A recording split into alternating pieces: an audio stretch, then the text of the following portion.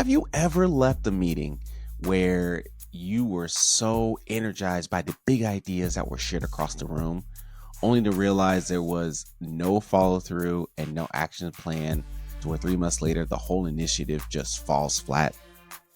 That's one of the things I find really frustrating in my leadership, whether I'm leading it or a part of an initiative where somebody else is leading, where we get so caught up in the big vision, the pie in the sky, but don't really take the necessary steps to define clearly what are the next steps, what does success look like, and how do we make sure we attain our goals that we are dreaming up as a team. So in this episode, what I hope to convey is a framework to help you not waste time in meetings, be sure that you have clear ownership of tasks, and help put into place great execution that follows those great ideas that you're having in those meetings. My name is Ray White, Organizational Development Specialist. We're here with the Leader's Lens, and this framework is what I'm talking about. Is called the CLEAR framework. Now, just recently, I had a conversation with one of our local leaders talking about a committee that she is overseeing. And in her frustration, she shared that the committee has some great folks. They got great people behind it who are a part of our community, who want to see our community thrive. But we do not have a clear structure or clear direction of how to execute these things. And so, being in my background of working in IT, doing project management, helping lead initiatives across finish lines, it was something that I was excited to step into to see what are the barriers for us to execute on these ideas. How do we clearly define what the next steps are going to be and help move the needle so that way we can see success and not let things fall on their own face. I'm sure that you have been a part of leadership spaces where the vision is great, but the execution is lacking, either by vague goals or by just a lack of leadership buy-in or leadership initiative, not having clear action steps of what next steps are going to be once those ideas are put onto paper, and then not having the accountability. So who's going to actually execute that work, and then ensuring that the work that you're doing is the right strategy, not just something that you pulled off of Google that doesn't meet your team's specific goals or your organizational specific goals. As I delve into the paperwork related to the committee structure that this leader was overseeing, I was able to find some phenomenal things. They were already documenting a great outline of what next steps are going to be. They already had some great initiatives and concepts that they wanted to engage with, but we truly did not have the strategic plan and the next steps to move those ideas into action. And so what I hope to convey is develop a plan leveraging this CLEAR framework, which the CLEAR framework is an acronym because you know me, I love acronyms. The acronym of CLEAR stands for clarity, leadership buy-in, execution focus, accountability metrics, and relevancy adaptability. And we're going to walk through each one of those right now. So the first one, clarity, defining the goal.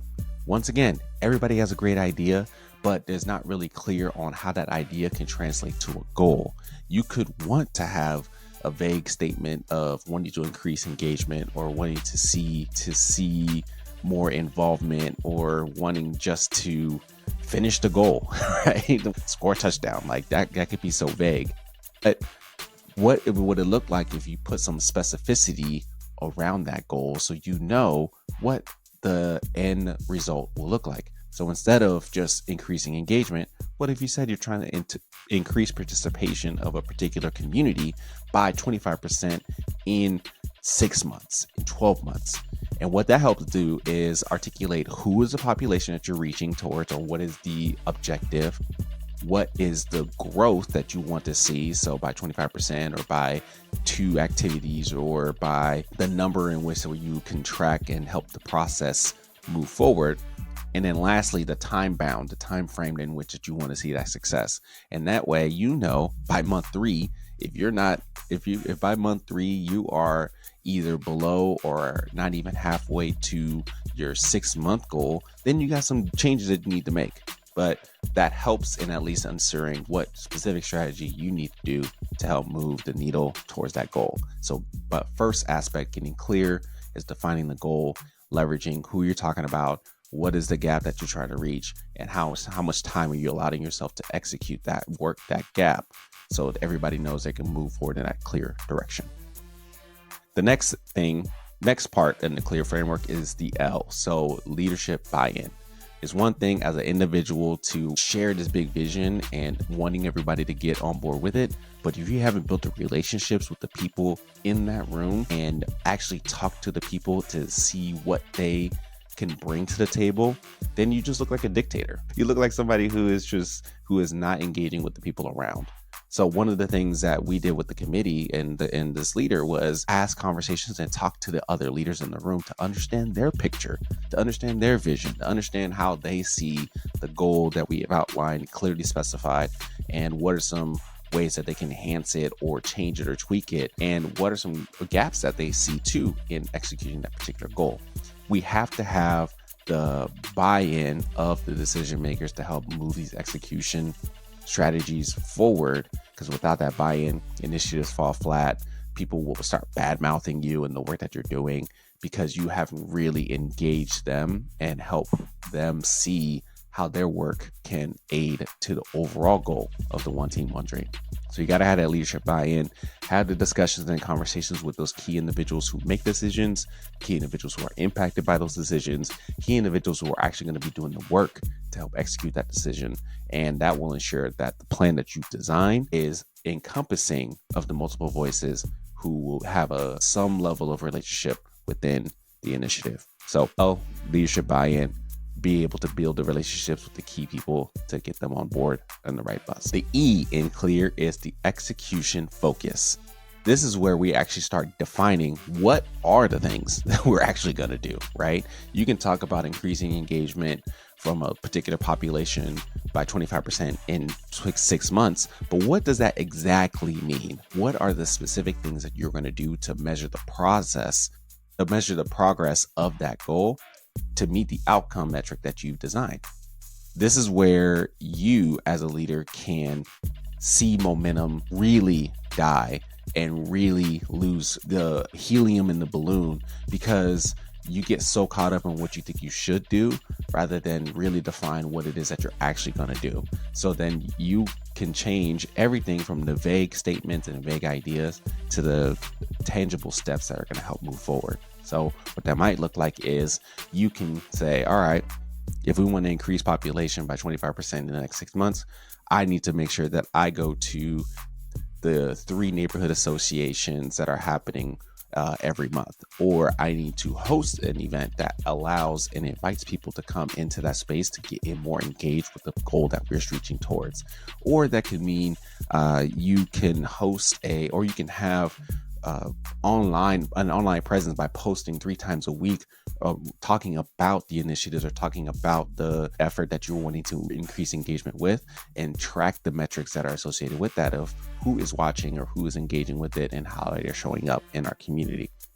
Those are tangible steps that you can then delegate out to the right people who have the skill sets and the capabilities to execute that work in your dashboard of activities. And you can even, with the time bound of those particular steps, decide what is a priority, what is something that can be executed right now with minimal to little effort, like showing up to a meeting or posting online, versus what are some things that's going to have a little bit of a long runway, like creating an event or hosting a festival or tracking the progress of a program that increases that engagement of a particular population in a way, right? Some things might take some time, but that's where you're able to define what those steps are and can take the baby steps necessary to either receive that quick win or track towards that long-term growth. So having execution focus can instill that level of, these are the exact things I need to do, and here's the outline of exactly what those tactics are and how that aligns with the overall goal that we're trying to reach. The next part of this framework, of the clear framework, is the A, and that is accountability metrics. Now, as you heard so far in the first 3 elements of this clear framework, it's all getting specific. And part of specificity is putting a number behind what success looks like. And so now we can look back to the first part of the framework with the clear defined goal. What are the specific metrics that are associated to reach that goal? And that is your outcome metric.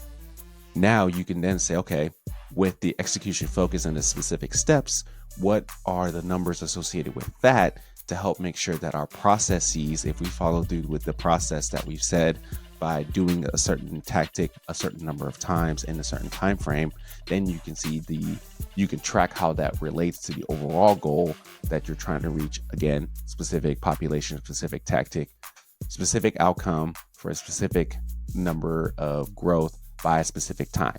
As you can see, there's some parallels there. And these parallels are truly important for that growth and for that execution to ensure that you are meeting the goals that you want to meet. Do not fall into the trap of saying, oh, we're just going to check in on that process later, or we're going to check in on that goal later. Because guess what? If you don't measure it, it doesn't get accomplished. And if you don't put it on the calendar, it will continue to fall into all the other things that are high priority for you. You have to put in your calendar, you have to put it in your plan that you will be checking in on this work and creating those check-ins and having those dialogues to see if you're on the right track. So do not just let it go by the wayside. Set up a monthly progress tracker, set up a monthly meeting and check-in with the people who are doing the work. Ask some intentional questions to ensure that they are following through with the work that they need, and be the leader to help them execute that or remove barriers if they are unable to achieve either the monthly progress goal or the quarterly or the whole outcome goal that you're trying to reach. Don't just wait to the end of the project or the end of your initiative to say, dang, I really wish I would have known that we were off track in month 2, because we could have made some tweaks and changes in month 2 to affect the outcomes of month 6. So it might be intentional about stepping in and holding that accountability. And as you think about the mindset of your accountability, you don't have to be the one that is, again, always dictating and telling people what to do. Sometimes it's just asking the questions and helping them think beyond maybe what they're currently focusing on. So ensuring that they have what they need to be successful, that they know what their specific tactics and goals are, and they know what success looks like in those areas, and giving them the tools necessary to be successful. And so as I looked at this committee, being able to understand what does the chair's role in this committee to help be that accountability person to ensure the work gets done, and then defining what those clear check-in points are going to be so folks can know that, hey, by this date, I need to at least have some, half, or all of my tactics completed, or be able to communicate if I need help, I can do it in this way. The last part of this framework, of the CLEAR framework, is relevancy and adaptability.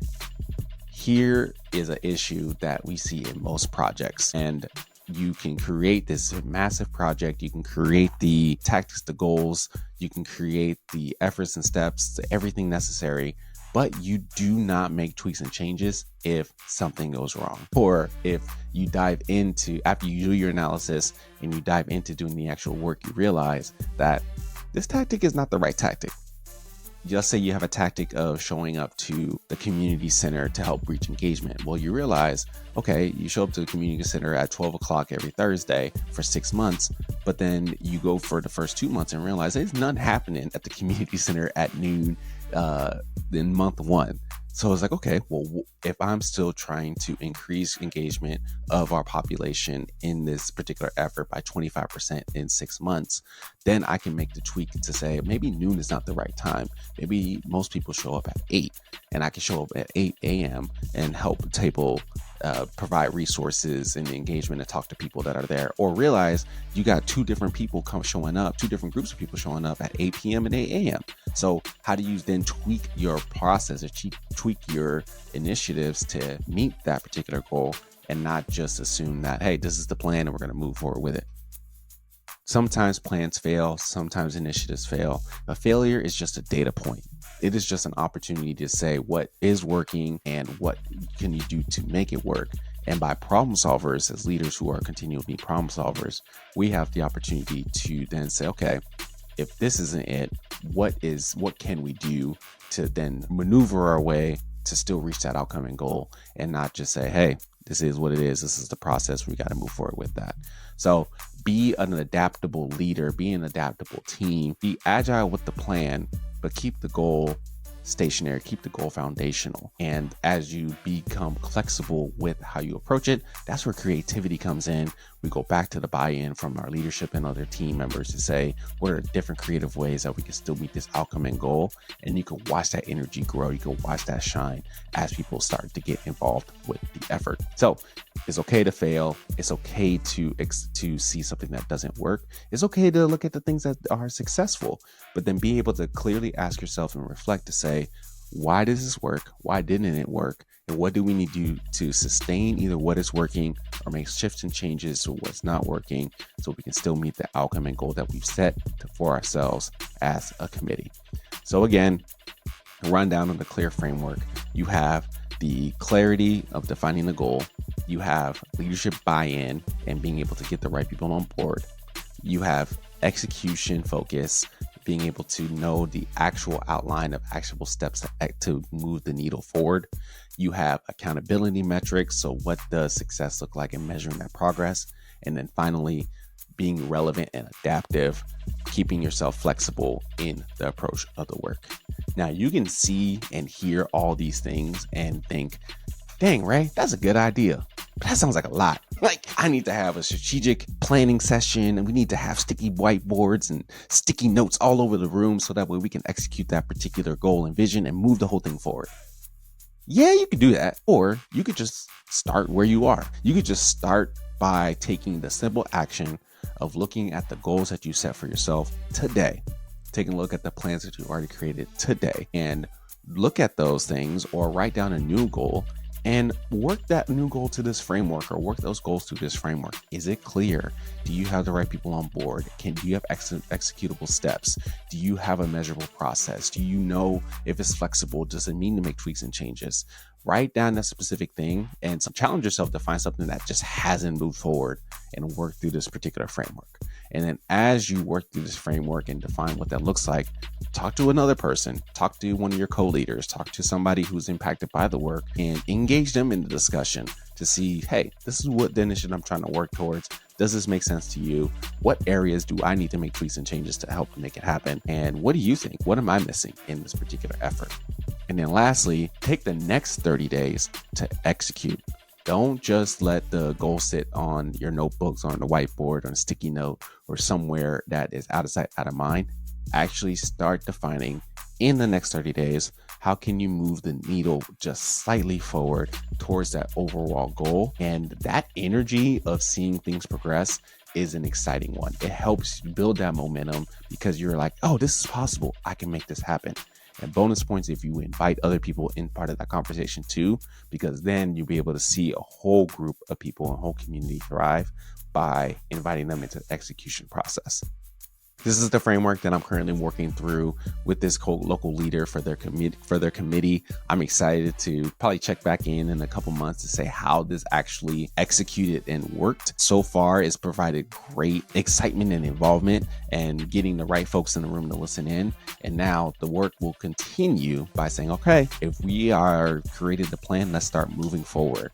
Let's actually start creating those accountable measurements. Let's actually start making tweaks and changes to the plans and not just get so caught up in this beautiful looking document and not do the actual work of moving towards the goal that we strive to reach. So I want to hear from you. How does this framework relate to your leadership? What is one challenge you plan on executing this framework through that you've been stuck on? And if you want some help with that, if you want somebody to, as a thought leader, to kind of process that with you, I'm happy to do that as well. You can message me by clicking the link below and we can start a dialogue to see what does it look like to help execute this particular effort, help you move the needle in your initiatives that are stuck on, or getting the right people on board to communicate that well so you can see success in your work and not just let it fall by the wayside. Let me know what you think about this episode. Like, follow, share, subscribe, and continue to be the leader that creates inclusive communities where every identity belongs and thrives.